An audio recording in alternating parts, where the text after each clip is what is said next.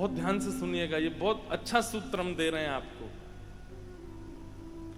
नित्य अपनी सद स्मृतियों को चिंतन किया कीजिए।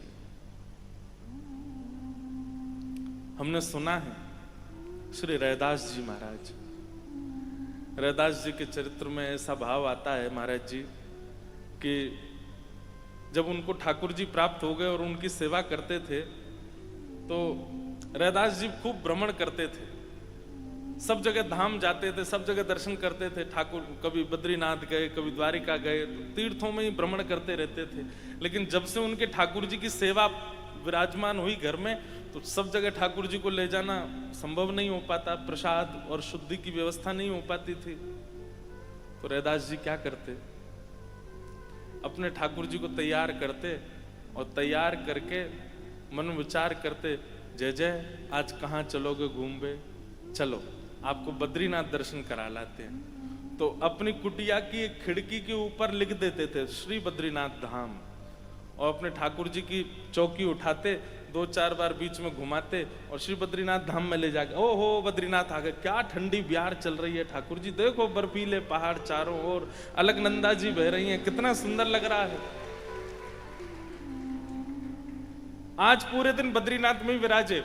उस दिन सामग्री भी वो बनती थी जो शीतकाल में पाई जाती है, शीतकाल की सामग्री, ठंडी सामग्री नहीं। स्वेटर पहन करके घूम रहे हैं, शॉल ओढ़ रखी है, ठाकुर जी को भी शॉल पहना रखी। जेठ के महीना में भीषण गर्मी है बाहर कुटिया के, लेकिन भीतर तो महाराज उनका बद्री।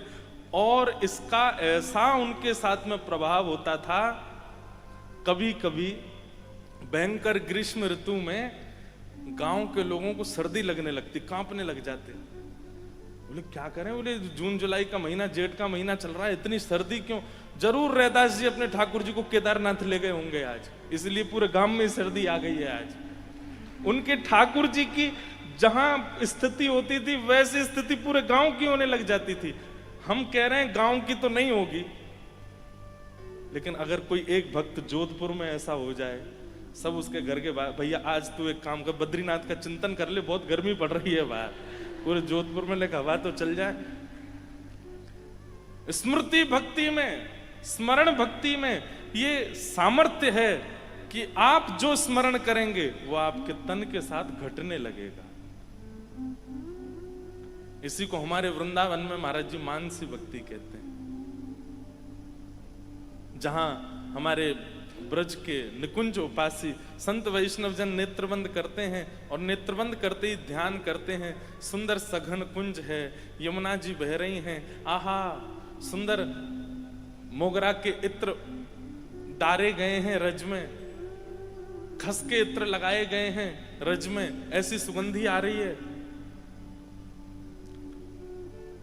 कुंज निकुंज में सुंदर मोगरा के पुष्पों से सजावट की गई है, ठाकुर जी का रत्न जटित सिंहासन विराजमान है, उस पर चंदन के छींटे पड़े हैं। प्रिया प्रियतम दोनों ऐसी पीतांबरी नीलांबरी पहन करके, पामन में नूपुर धारण करके मधुर चाल से चलते आ रहे हैं, छत्र चमर लेकर के सखियां चल रही हैं। और हमारी सेवा क्या है, बोले हमको आज ठाकुर जी ने सेवा दी है, दूर खड़े है कि पंखा जलो, हम पंखा जल रहे हैं और ठाकुर जी हमारी सेवा स्वीकार कर रहे हैं। आप निश्चित मानिए, हमारे ब्रज के जो संत मानसी सेवा में जाते हैं, जब वो चिंतन करते हैं और चिंतन करते ही उनके भाव में आता है कि यहाँ रज में आज मोगरा का इत्र है, वो जिस कक्ष में बैठे होते हैं वहां अपने आप मोगरा की सुगंधी आने लग जाती है। वो यदि विचार कर लेते हैं कि आज सुंदर आकाश में घनघोर बादल छाए हैं और रिमझिम वर्षा हो रही है, तो भले ही बाहर बादल ना हो, लेकिन उनके वस्त्रों पर, उनके मुखार बिंद पर, उनके केश पर छोटे छोटे बिंदु प्रकट हो जाते हैं, मानो जैसे सच में वर्षा हो रही हो। स्मरण भक्ति सामान्य नहीं है।